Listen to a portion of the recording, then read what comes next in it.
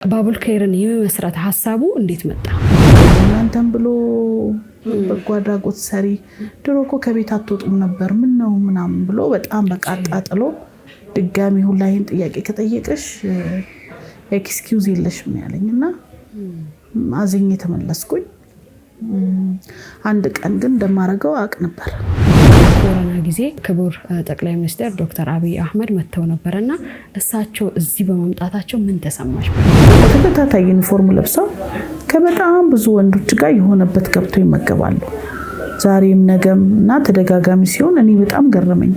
አንደኛ በጣም ህፃናት ልጆች ናቸው። ኢንሻአላ አልኩኝ እኔ ኡምር ከሰጠኝ ሰዎች በፍትህ በእኩልነት ምንም ነገር ሳይጫንባቸው የሚመገቡበት የመመገቢያ ጣቢያ ከፍታለሁ። ሰዎች ግን ያንቺን ጥንካሬ ይመሰክራሉ። በጣም ያሳዝን ነበር።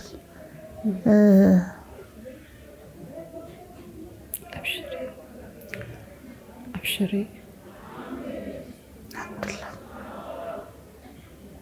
እናንሳ። አሁን እኮ አለፈ ያ ጊዜ አልፏል። አዎ ግን ትምህርቱ ነው አልፈዋል።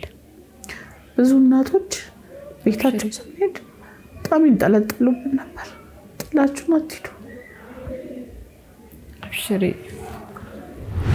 ብርቅዬ ኡስታዞቻችን እየመጡ እዚህ ይጎበኛሉና ተመጋቢዎች ምን አይነት ስሜት ነው የሚሰማቸው እነዚህን ትላልቅ ሰዎችን ሲያገኙ?